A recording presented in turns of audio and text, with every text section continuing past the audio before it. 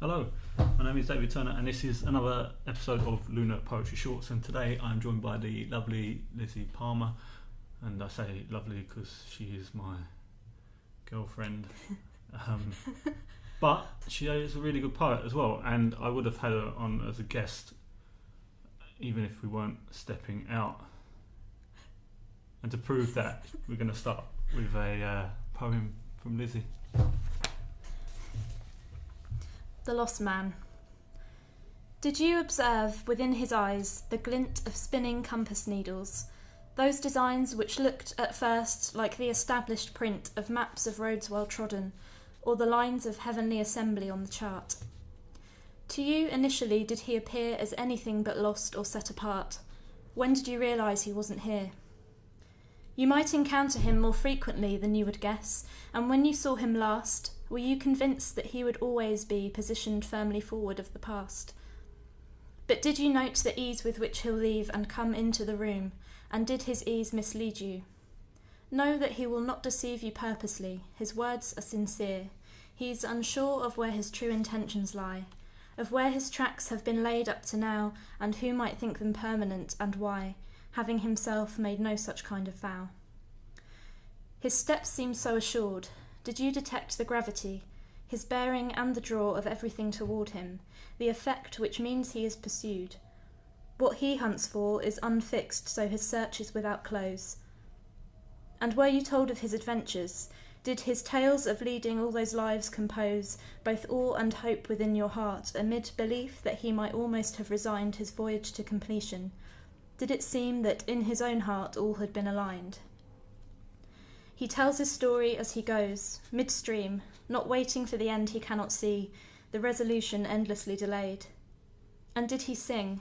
And did the melody remind you of a songbird serenade, content enough to please each passing ear? Or did the subtle cadences evoke the mourning of one caged year after year, forgetting the desire for which he spoke? He will reveal the contents of his hand, though in that decorated way of his, but you will read and feel you understand, and lay your own hand down. The lost man is like everyone and no one. You will meet his echoes in the facets of the crowd, but no reflection will be quite complete, nor each reverberation quite as loud as his presence diminishes thereby. And fade it will, more quickly than you think, though on your mind his force will multiply, as on your heart, the weight will make it sink. So do try, if you will, to offer him some refuge. He may even find you soon. Your warm lights full and steady in the dim dusk harbour, welcoming and opportune. But knots and tethers loosen in his grip, and like a vessel fashioned for the chase, off he'll be carried on the nearest rip, and you or I can hazard at the place. And you will stand there waving out to sea, and teeter, signalling through sheets of rain, into the wind, then find yourself to be as lost as he, and ever so remain. Thank you very much. Hello, Lizzy. Hello. How are you? Fine, thank you. I know. Because of course we're pretending to have just started talking just now, but we've obviously not. So, but hopefully this goes better than last time. Hopefully that was really we tried dreadful. this before and trying to pretend like we didn't know each other, and it was very awkward. It's well awkward. And we're going to have a very formal conversation now with a microphone in front of us. Why poetry, Lizzy? Why, oh why? I mean, it's something that I've done, I mean, obviously not since I can remember, but certainly since I can remember starting to write creatively. I mean, once I learned to read and write, it became clear, I think, pretty quickly that English was the subject I was best at and the one that I enjoyed above all the others. I think I was intrigued immediately by how language could be used creatively. I think I had that extra perception for it quite early on. Also, you know, you hear a lot of writers and artists talking about how their creative pursuits are more like an affliction than anything else, and I think there's definitely that element to it for me as well. I'm quite taken by the stereotype of the tragic romantic artist. You're proper tragic. Proper emo.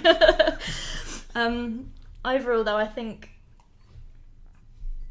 you know, my angsty teenage years cemented my love of poetry in particular properly, and the thing that still strikes me as being, you know, maybe my favourite thing about it is the human ability to be able to share affinities with each other across distances. So, you know, distance in terms of space and time. For instance, you know, I'd sit there reading a John Clare poem as a 14-year-old and thinking, well, this guy's been dead for however many hundreds of years and he's written exactly how I'm feeling right now.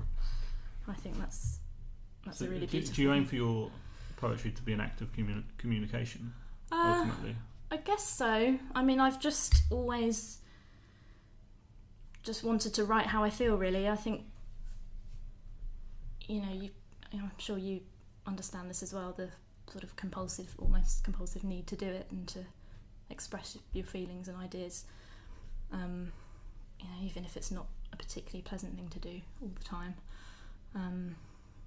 I'd say that's probably at the bottom of everything for me, that idea, yeah. Mm-hmm. And how often do you read your angst-ridden, painful outpourings in public? I mean, the last year or two I've been doing it a lot, although that's kind of tapered off in recent months. But I think we all, once we start out performing, try and go to everything as much as possible, every single night we can find. But I think I've realised that doing that has meant that I haven't had as much time for writing, which is obviously the most important thing. So I mean, you know, once you've established yourself and your presence a bit, you know, and found the nights that you really like to go to and where you fit in the most, I think it's probably okay to sort of step back and have a bit of a break from it. So recently I've not been doing very much. I've done a few features at certain nights, but yeah, concentrating more on writing again now, I think, rather than performing.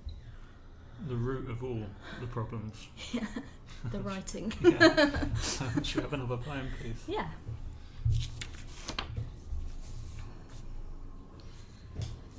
This, like many of my poems, doesn't have a title. Never enough to fill my heart, this plugless bath with an eternal tap, thirsty for overflowing, but with every influx of the wishful deep is drained, retaining in the trap mere residue of what I could not keep. As with a glutton's will to eat, the urgent appetite is never spent, for having tasted what is sweet, and this in gulping excess past its fill, my heart could never be content, despite overabundance, overkill. Far from unthankful, I feel such that I give thanks with full receipt, and crave more love because I love so much. And I rage, knowing only how to burn, reach on for things I cannot save, and love and take and drink and fill and yearn. Thank you. I've heard that poem a lot and I read it myself and I was still surprised when it ends. It doesn't feel too short, but at the same time definitely feels too short. Anyway, that's not what we're here to discuss. How do you critique your own work? And do you have people you share your writing with? I've never been very good at seeking critique, and I don't know if that is down to my, you know, compulsive writing for myself, or whether I'm scared of it, which probably is more likely. I think since I've been performing, I mean, like we all do at the start, I probably did rely too much on audiences for, you know, to gauge how well received I was. But, you know, aside from that, it's always just been certain friends and family members who I've given everything to read, and they've given me feedback. Although, obviously, they're always going to be really nice about it. So, yeah, that's definitely something that I am looking to do more of.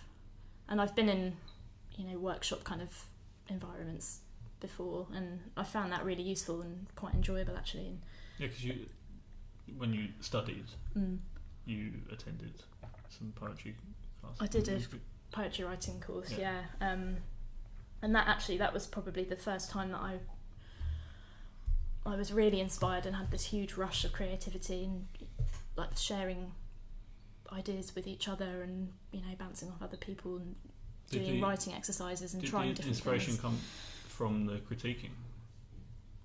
Or at least the process of discussing the I think it was the process of doing it. And it's just I find it interesting that a lot of artists and poets are scared about having their work critiqued. Yeah.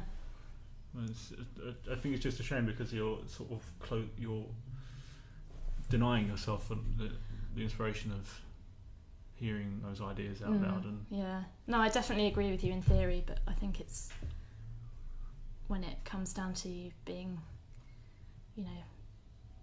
under the spotlight and having people pick it apart, it's a bit frightening. But I think once that's done, it is very healthy and it does feel better, and obviously starts you thinking more about what you're doing, which is important. In the last feature-length podcast, when I was speaking to Liv Winter, we discussed how there's a difference between critiquing and criticising someone's work. And with her, she studied art, and so did I for a bit, and the critiquing there is not as terrifying because you're not being picked apart or in the same way. How would you like to see your writing progress? I think everyone who knows me in this capacity at the moment knows that I'm feeling in a bit of a creative crisis at the moment. So I'm thinking a lot about progression and what I'm doing and why I'm doing it, although I haven't actually made any progress in that yet, I don't think. But I think the main thing is just writing more again, not forgetting to take my notebook out with me, which I've been doing all the time. Bad. Naughty poet. I think that's it really. Just maybe seeking more critique and writing more and trying new things, and then seeing where that goes. How about another poem? Why not? One last poem. Okay. Again, no title. Shut up. I say that as someone who has one poem with a title, but then I have only written 3 poems. So, so be quiet. I want to make portraits of you from the feet up and sculpt your hands from alabaster. I want to tell you that your neck is so beautiful it reminds me of Russian ballet dancers, and that your face is the one I pictured when, as a child, I read the Saki story about the strange, hungry, exotic boy in the woods.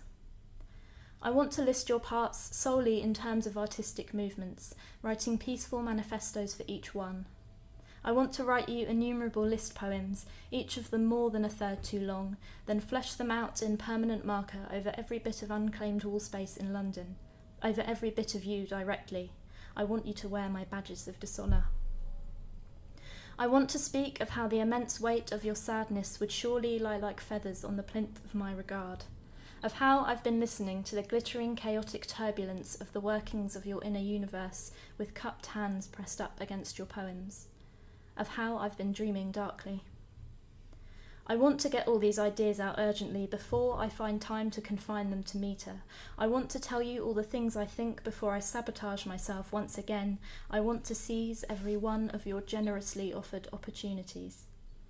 I want to catch up to you, to overtake you, and like Joni Mitchell said, I want to knit you a sweater, want to write you a love letter, I want to make you feel better. I want to stop reading from the page. I want to stop raging silently. I want to be half as brave as you are. I want to give you everything you deserve. I want to give you everything. I want to tell you it feels like everything I've ever lost come back to me, and I want to make you believe me. Thank you very much. Just a couple of last questions. What have been the main influences over your development as a writer and performer?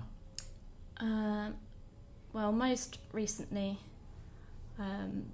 it's definitely been the people that I've met since I've been reading and performing in the last couple of years. You lot, basically. I think it's been obviously the sort of group of friends that I've become a part of.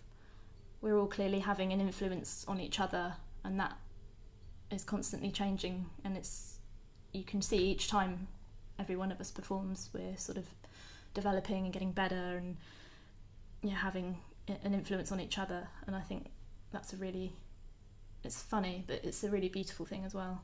That's definitely inspired me the most, recently anyway. But before that, going back to when I really seriously got into writing poetry, it was mainly older traditional poets, particularly the Romantics. That's it, really. Love and that. Yeah.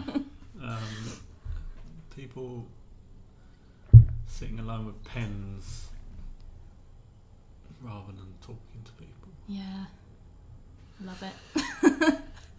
What would you recommend to our listeners to go out and see, read or watch, apart from sitting in the corner staring at the wall crying into your face? This is the question I was really worried about, because I've been so terrible. I haven't read or watched or done anything recently. So Tell you what, it's a complete fucking myth that poets read anything, because every time I ask anyone, I've had about 5% of people have read any books. Yeah. I don't know. I mean, I think maybe I'll just reiterate what Rachel Black said in her podcast. Just try and see and do as much as you can, and widen your horizons, and try and catch your inspiration from, whatever you see and hear and read. I think that's a good piece of advice. So I will underline that as my answer. You can't, it's an audio recording. Anyway, so if any of you out there like what Lizzy read today, you can.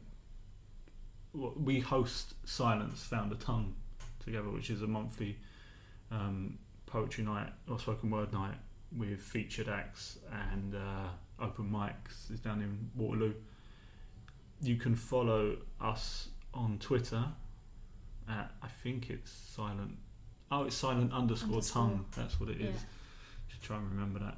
And I'm sort of in charge of the Twitter, but I will post if Lizzy's featuring or doing anything. Can be bothered. Yeah, if I can be bothered. No, I will be bothered. I'm always bothered. No, I mean, if I can be bothered to write or read anything. So. And on Facebook as well, on our Facebook page, we don't, either of us have individual Twitter accounts or poetry pages.